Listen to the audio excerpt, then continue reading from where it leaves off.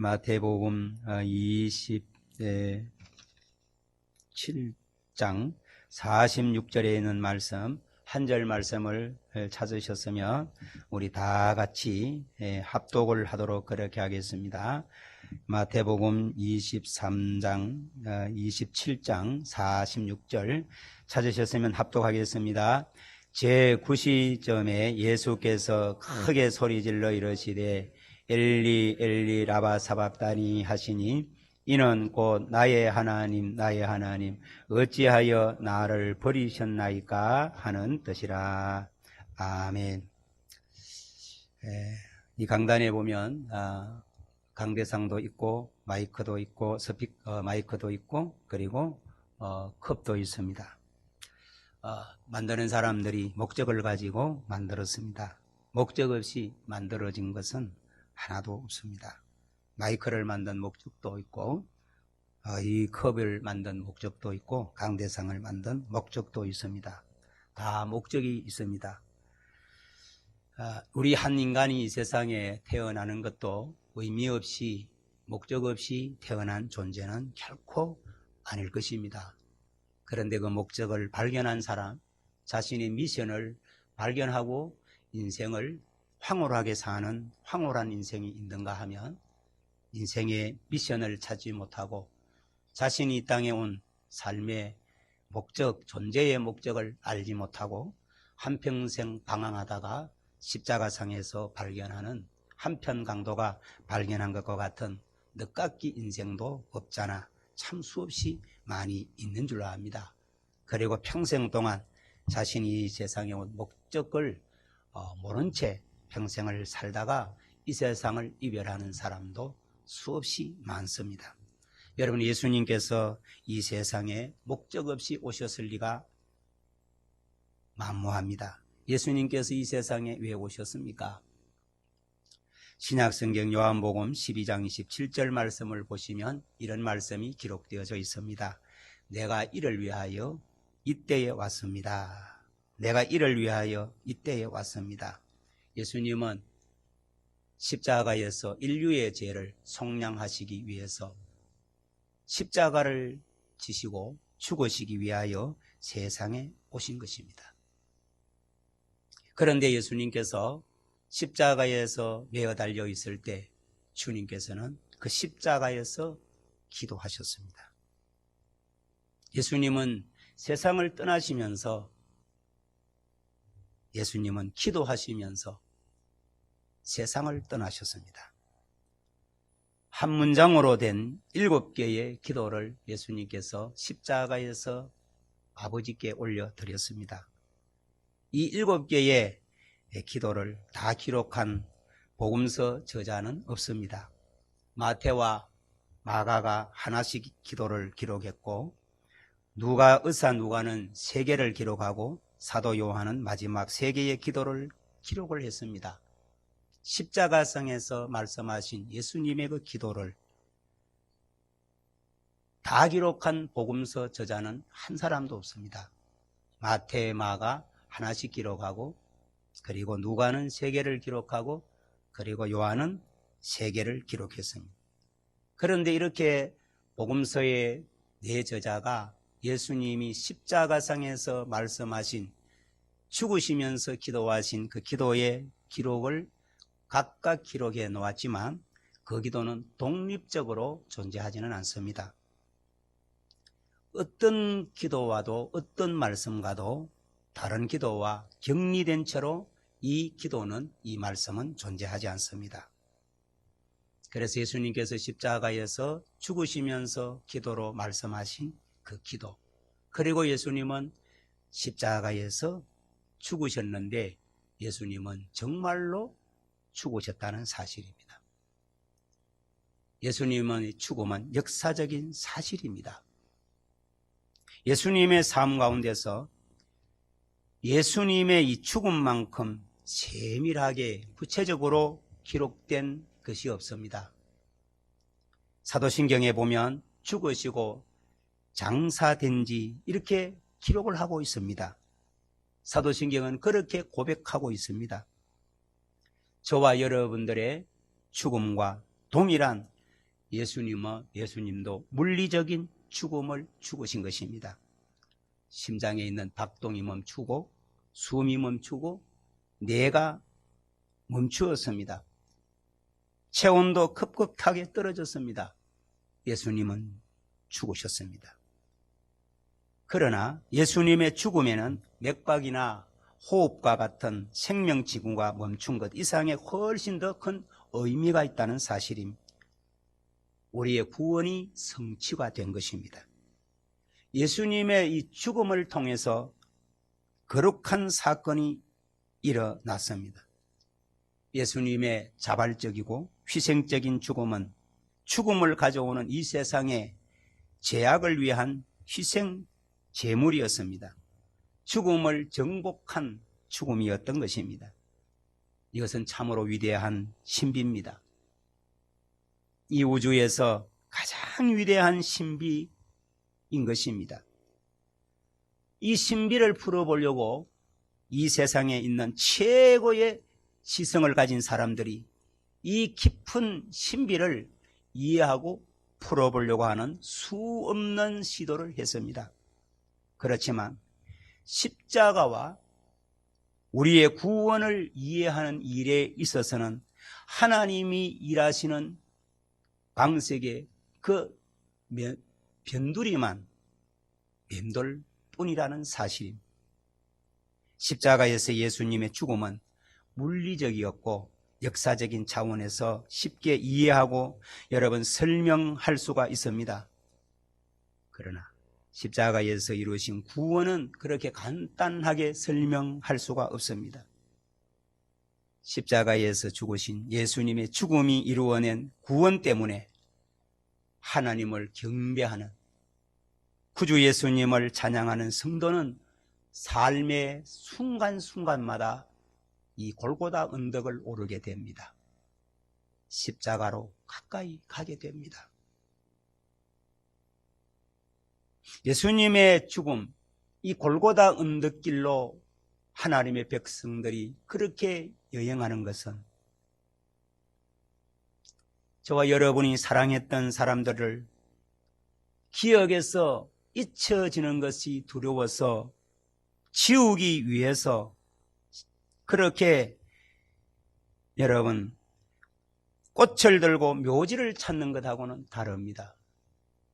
저도 가끔씩 엄마 생각이 나면 엄마를 안장해 둔 그 묘지에 발걸음을 옮깁니다. 그리고 엄마와 함께 있었던 그리고 함께 찍었던 수많은 사진들을 제 카톡방에 수많은 장들이 있습니다. 그리고 제 방 한 곳에 엄마 세상 떠날 때 찍어두었던 사진 한 장이 아직도 저희 방에 있습니다.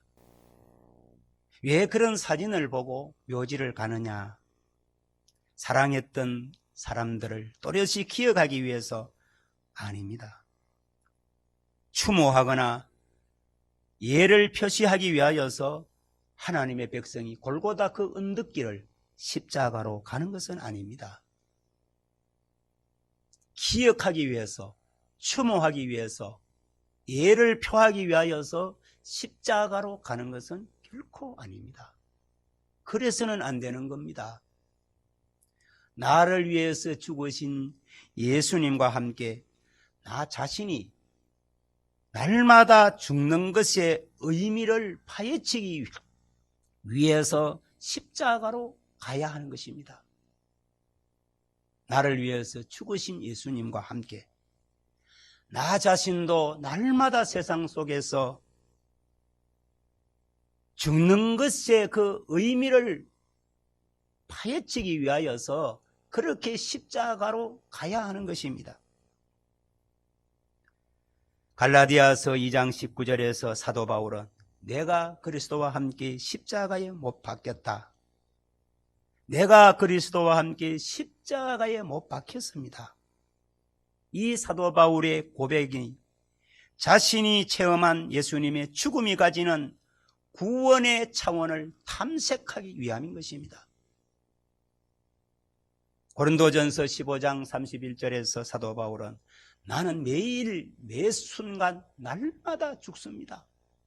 나는 날마다 죽느라고 고백한 것은 예수님의 삶의 방식을 따라, 예수님이 가신 그 길을 따라 십자가로 가면서 자기 자신이 살아있는 날 동안 날마다 자신의 삶을 희생제사로 드리고 있음을 증언하는 고백인 것입니다.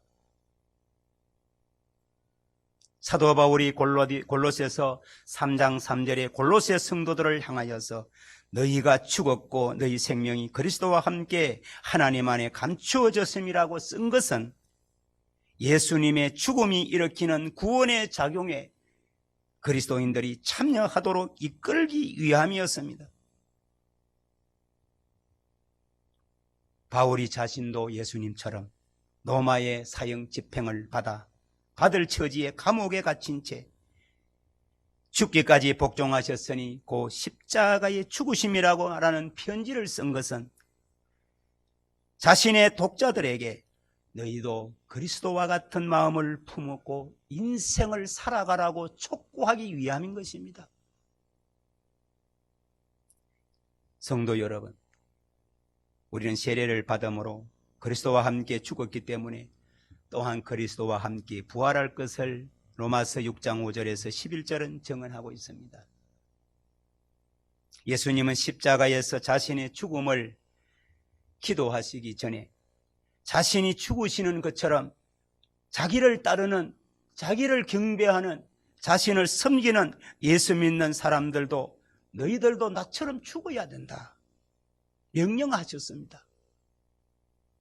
마태복음 16장 24절에 아무든지 나를 따라오려거든 자기를 부인하고 자기의 십자가를 지고 나를 쫓을 것이니라. 무슨 말씀입니까? 십자가에서 죽는 나의 죽음에까지 그 주님을 따르라는 뜻입니다.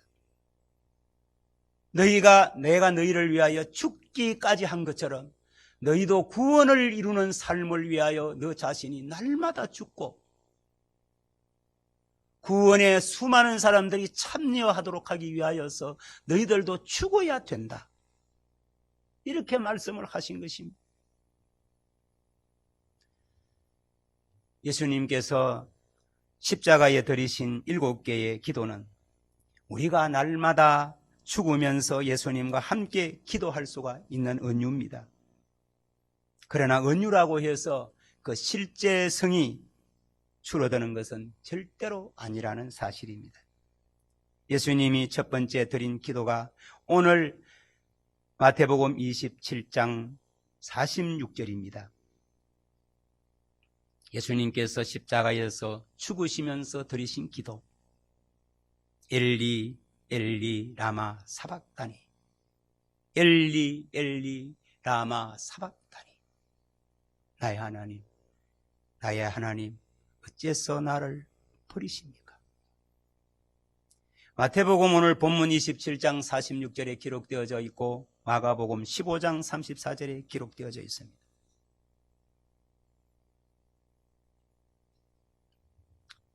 하나님에 대한 신앙은 성도 여러분, 실제로부터 도피하는 것이 아닙니다. 예수를 믿는다고 하는 것은 실제로부터 도망치는 것이 아닙니다. 오히려 실제의 모든 양상으로 뛰어 들어가는 것입니다. 그러한 실제 중에서 한 부분이 뭐냐 하면은 죽음이라고 하는 것입니다. 여러분, 예수님을 믿고 따르면서 얻는 위로와 힘이 있습니다. 시편 68편 19절에 보면 날마다 우리 짐을 지시는 주 곧 우리의 구원하신 하나님을 찬송할지로다. 시편 2편 4절에는 주의 지팡이와 막대기가 나를 안위하십니다.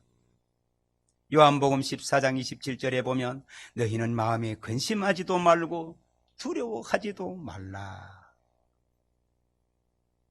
예수님을 믿고 따르면서 얻는 위로와 힘이 있습니다. 그러나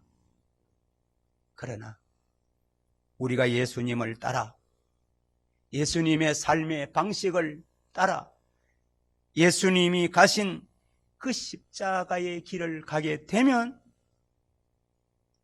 저와 여러분 참으로 싫어하는 상황에 처하기도 합니다.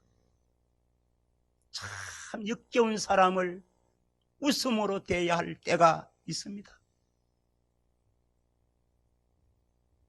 정말 역겨운 사람들에 대할 때에도 역겹게 대하지 말아야 할 때가 있고, 내 안에 있는 수치스럽고 부끄러운 면들을 발견하기도 합니다. 그럴 때 사람들은 우회로나 지름길을 찾습니다. 모든 죽음과 죽어감을 피해갈 수 있는 구원의 대안 노선을 찾고 싶어 하는 게 육을 가지고 있는 인간의 인지상정이라고 할까요? 피하고 싶습니다. 그런데 그 길은 성경이 제시하고 있지 않습니다. 예수를 따름으로 위로와 힘과 복을 받기도 하지만 예수님을 따르는 그 삶의 길에는 십자가가 있다고 말씀합니다. 그 십자가가 있는 그 삶으로부터 도망하고 싶은 게 인간입니다. 피하고 싶습니다. 그런데 성경은 그 길은 없다고 말씀합니다. 예수님께서 십자가에서 드리신 첫 번째 기도는 하나님을 믿는 삶에서 구원의 길을 가는 성도들이 겪을 수 있는 최악의 상황을 보여주고 있는 것입니다. 예수 믿는 사람들이 주님의 경배하는 삶을 살아가는 길에 있어서 최악의 상황이 무엇입니까? 엘리 엘리 라마 사막다니, 하나님으로부터 외면당하는 겁니다. 하나님을 믿는 경배하는 신앙에서 구원의 길을 가는 성도들이 겪을 수 있는, 경험할 수 있는 최악의 상황이 하나님으로부터 완전히 버림받는 경험입니다. 하나님으로부터 완전히 외면당하는 체험, 예수님이 당하셨습니다. 아버지, 어째서 나를 버리십니까? 그런데 아버지가 대답이 없어요. 여러분, 구원의 길을 따라서 예수님을 따르는 그리스도인들이 불가피하게 겪는 놀라운 경험 중 하나는 버림받는 경험을 하고 그 절망 앞에 어찌하여 왜라고 외치는 모습을 본다는 것입니다. 참 그리스도인의 삶을 산다는 것, 구원의 길을 따라서 예수님을 따르는 저와 여러분이 불가피하게 겪는 놀라운 경험 중에 하나가 외면을 당하는 것, 버림받는 것입니다. 왜 그렇습니까? 나름대로 열심히 봉사하고, 나름대로 충성하고, 나름대로 참고 그랬는데 주님, 왜 나에게 이런 일이, 왜 이 십자가가 내게 있습니까? 그런데 그 물음에 대해서 답이 없습니다.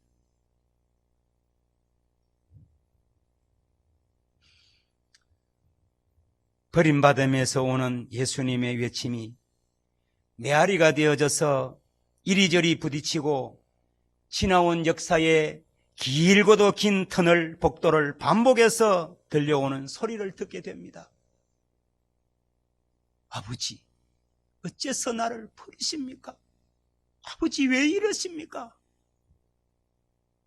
역사의 긴 터널을 지나오면서 수많은 크리스찬들이 아버지, 엘리 엘리 라마 사박다니, 아버지요 아버지요, 왜 나를 버리십니까?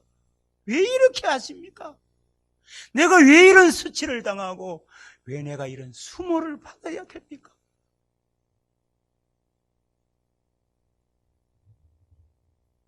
여러분, 아무리 오랫동안 주위에서 귀를 기울인다고 해도 결코 왜라는 질문에 대한 답은 얻을 수가 없습니다.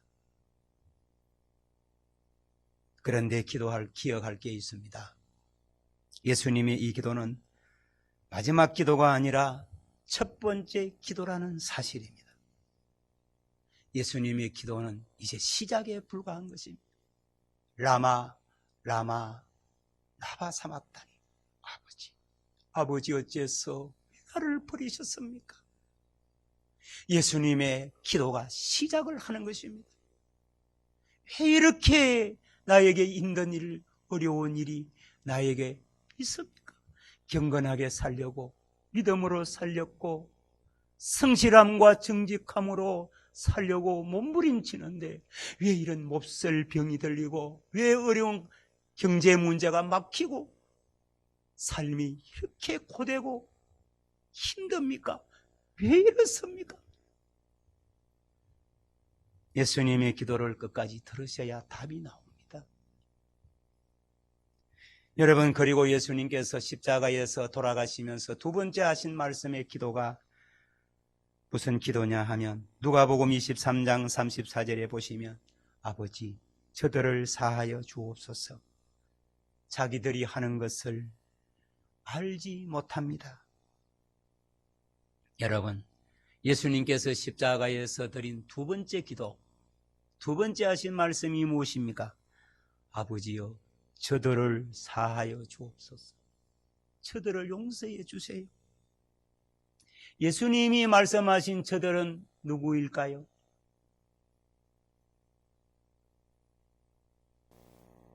신성모독이라고 하는 제목의 종교 재판을 관장했던 산헤드린 공회원과 가야바가 저들입니다. 치안 범죄에 대한 정치적 재판을 관장했던 로마 총독 본디오 빌라도가 저들입니다. 죄인의 손에 서성 예수님을 은삼십냥에 넘겨줌으로써 배신한 가룟 유다가 저들입니다. 예수님이 체포되실 때 주님이 가시는 곳이라면 죽음도 불사하겠다고 했지만 예수님 다 버리고 도망을 갔던 11명의 제자가 저들이었습니다. 대제사장의 뜰에서 예수님을 부인함으로써 제자들의 집단적 비겁함을 배가시킨 베드로가 저들이었습니다. 군인들의 손에 자신의 옷을 남겨두고 벌거벗은 채로 마치 겁먹은 토끼처럼 도망감으로써 예수님의 체포 사건에 휘말릴 뻔했던 위기를 모면한 남자가 저들이었습니다. 예수님 대신에 흉악범 바라바를 놓아주소서. 죄 없으신 예수님은 십자가에 못 박고 흉악범 바라바는 놓아주십시오 하는 사람들이 바로 저들입니다. 예수님의 십자가성에서 목마른 그 갈증을 해소해 준답시고 신포도주를 줌으로써 예수 그리스도를 더 크게 조롱하며 모욕한 군인들이 저들입니다. 예수님의 바로 옆에 십자가에 달린 채 예수님을 비웃고 있는 범죄자가 바로 저들이었습니다. 저들은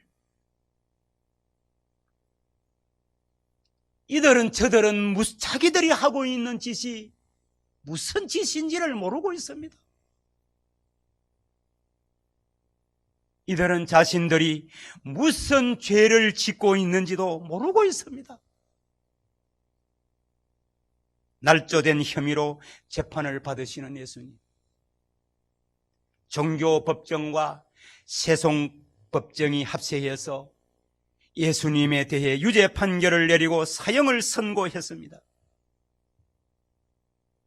구경꾼과 친구들 모두가 마치 가라앉는 배 안에 쥐들처럼 사방으로 흩어졌습니다.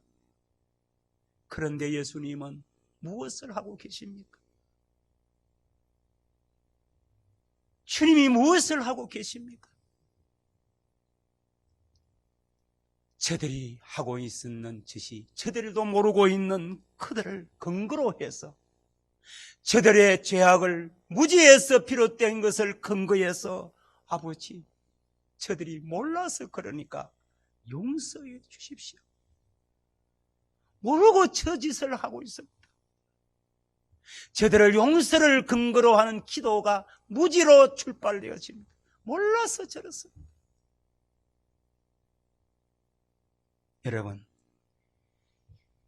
이 세상에 정의가 시행되어야 합니다. 그런데 정의는 복잡한 문제입니다.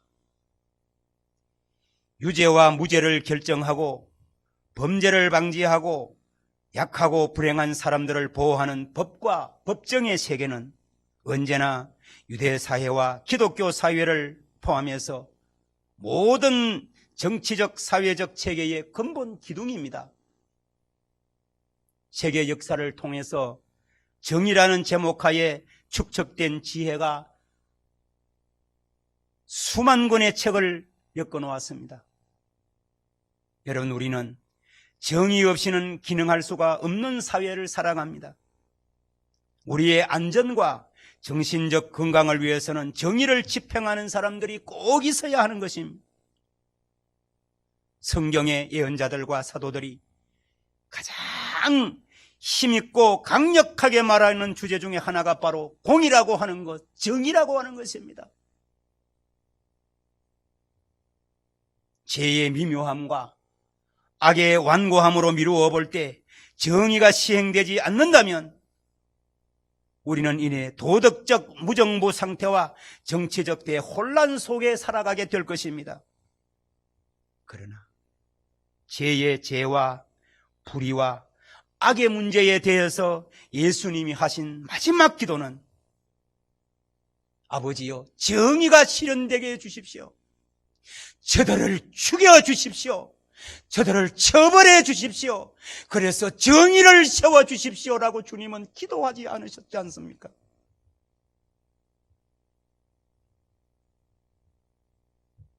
정의는 실현되어야 합니다. 정의를 실현하기 위해서 모든 세대, 모든 세계는 정의를 외칩니다.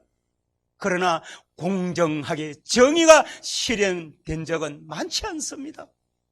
우울하게 감옥에 가는 사람, 억울하게 죽는 사람, 억울하게 당하고만 사는 수많은 소시민들이 있습니다.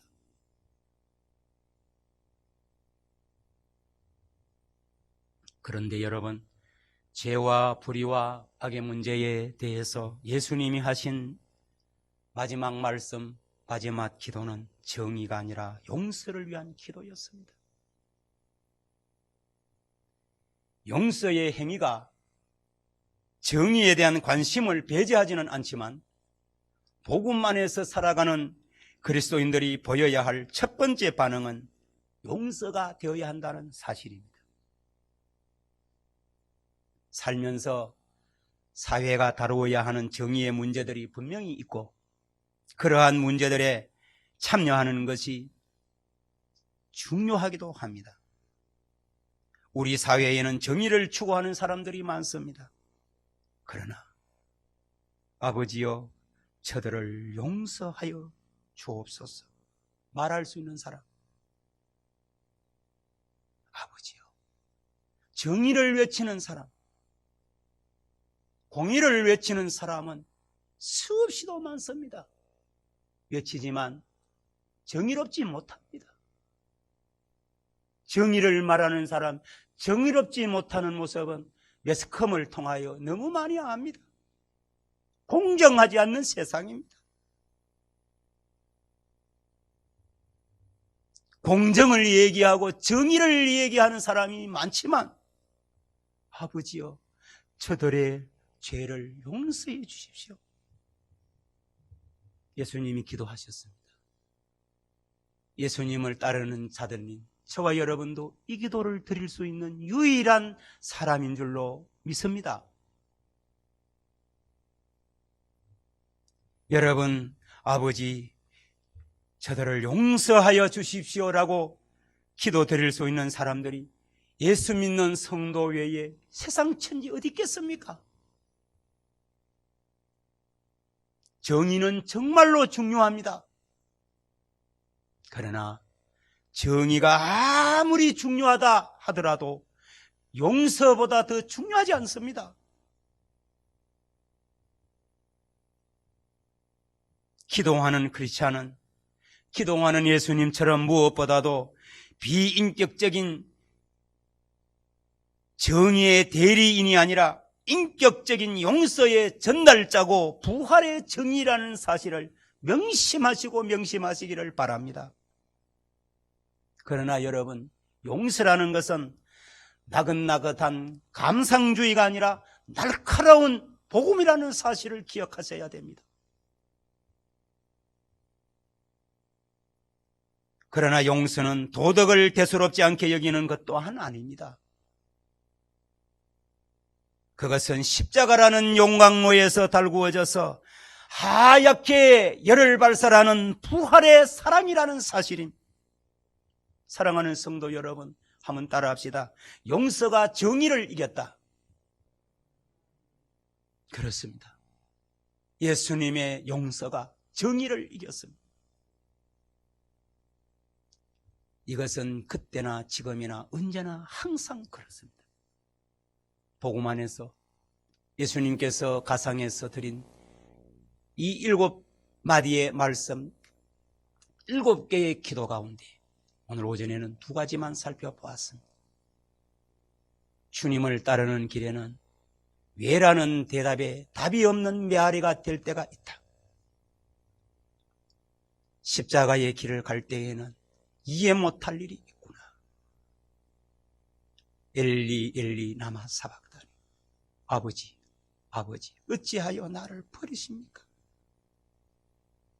두 번째, 기도는 저들을 주님은 정의로 심판하지 않으시고 용서로 정의를 세우시는 예수.